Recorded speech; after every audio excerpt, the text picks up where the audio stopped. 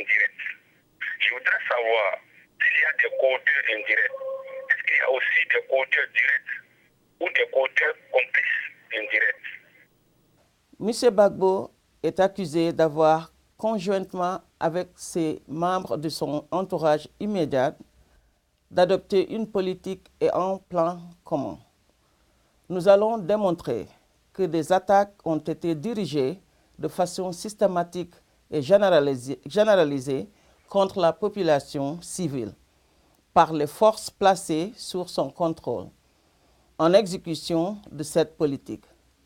Les faits mentionnés dans le document de notification des charges sont restés les mêmes, mais l'accusation a ajouté une seconde forme de responsabilité à la coaction indirecte formulée initialement, à savoir l'accusé contribue de toute autre manière.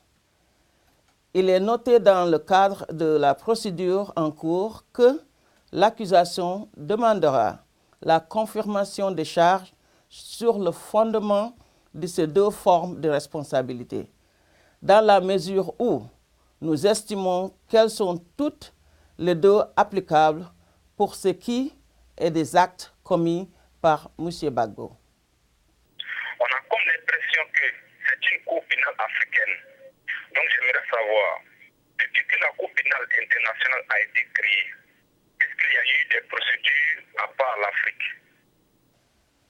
Je veux être très clair quant à la distinction qu'il y a à faire entre l'impression que l'on a des choses et la réalité des faits. Dans les faits, nous devons sélectionner conformément à la législation les situations les plus graves relevant de notre compétence. Le fait est qu'il y a des victimes africaines en très grand nombre. Des hommes, des femmes et des enfants sont déplacés, tués et violés. Les enfants sont contraints à combattre, à tuer et à violer. Des jeunes filles sont utilisées comme esclaves sexuels. Aujourd'hui, nous enquêtons dans 8 pays africains où toutes les conditions juridiques à remplir pour pouvoir enquêter sont réunies. Il s'agit là d'un fait notoire. Toutefois, mon bureau examine sérieusement s'il y a lieu de procéder à des enquêtes dans d'autres pays du monde entier, de la Colombie à l'Afghanistan, en passant par la Corée et la Géorgie. Vous en entendez moins parler, même si ces faits sont de notoriété publique. Pourquoi? Parce que les efforts sont déployés sans relâche pour donner l'impression que l'Afrique est prise pour cible, que ce continent est dans la ligne de mire de la CPI. À mon avis, cette campagne a pour but de masquer la réalité des faits derrière un rideau d'impressions trompeuses, de faire diversion pour que le public cesse de s'intéresser aux victimes de crimes commis à grande échelle, en dénonçant l'existence de prétendues victimes de la justice pénale internationale. C'est une insulte à toutes les victimes de crimes contre l'humanité, de crimes de guerre et des actes de génocide.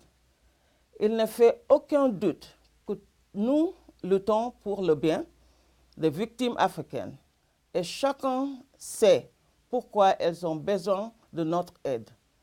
D'ailleurs, nous lutterons pour chacune des victimes de crimes graves. Moi, je ne comprends pas. La CPI, il y a eu des victimes des deux côtés. Mais les gens parlent plus des victimes on met tout sur le président Gbagbo et les victimes d'Alassane Ouattara. On ne met pas sur... Les gens d'Alassane Ouattara ont commis aussi des meurtres. Mais aujourd'hui, c'est des gens qui se baladent. Et je demande à la CPI, qu'est-ce qu'ils en pensent? Le bureau du procureur a annoncé que ces enquêtes, conformément à l'autorisation donnée par les juges d'ouvrir une enquête, concerneraient des allégations de crimes qui auraient été commis par les deux côtés. Ces enquêtes continuent et comme le procureur l'a déjà déclaré à plusieurs reprises, il y aura d'autres affaires et l'impunité n'est plus acceptée pour les auteurs des crimes relevant de la compétence de la CPI, quelles que soient leurs alliances politiques.